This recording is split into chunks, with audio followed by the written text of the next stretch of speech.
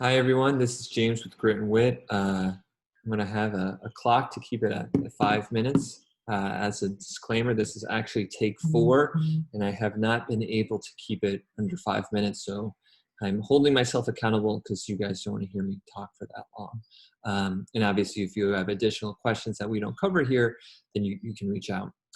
So the purpose of this video is to give everyone an idea of what we are doing on our end to make the event safer, but also to give you ideas to what you can do to make your events safer if you were to do your own events or to hire someone else, maybe different things to be looking at.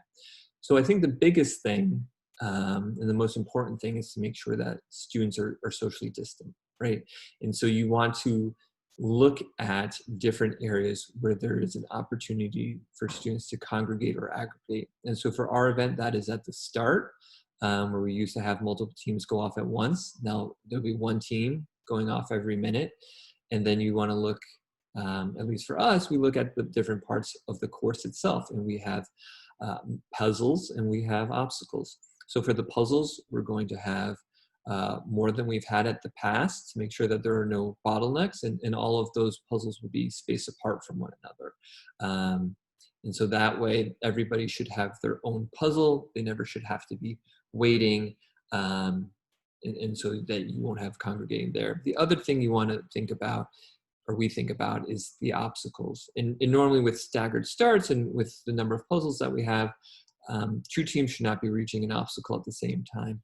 That being said, it does happen. So what we will have, for if there is an opportunity, or if there's a chance rather, that 2 teams can reach obstacle at the same time, we are going to have 2 of them. And so, right, so a team can go to the left and team can go to the right, and they will be socially distant from one another.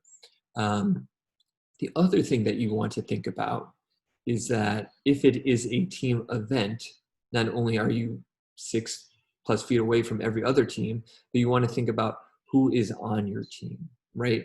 So for that, you're going to be wanting to put students on a team who are otherwise in close proximity with one another, right? So most naturally, that is roommates. Roommates are going to be close to one another, so having them participate. The other thing you would think about is floor mates, right? They may be close to one another. So you want to try to kind of isolate those groups and have them be teammates.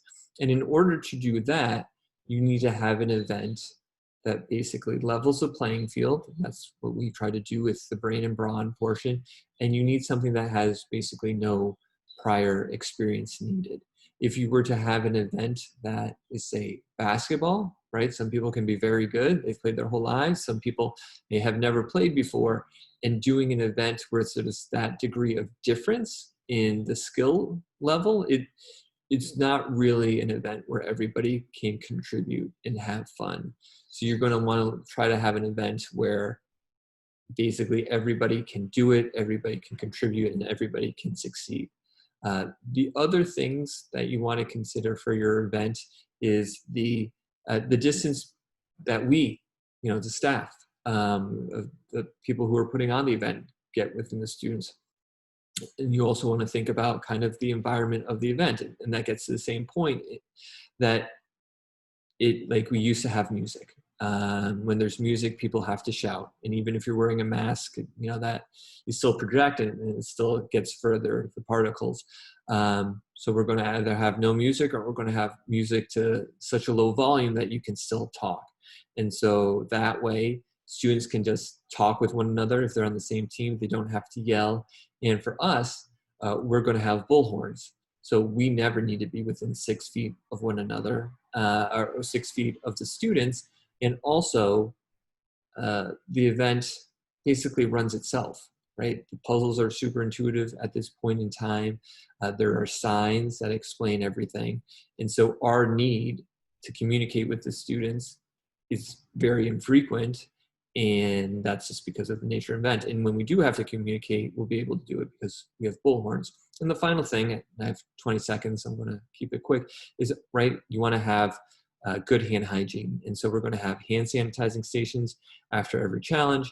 And we're going to also have a disinfecting spray so students can spray it down after they're done. And after we're done setting up the event, that we can spray it down as well. So I think if you do those things, and that's me out of time, I'm going to pause it. And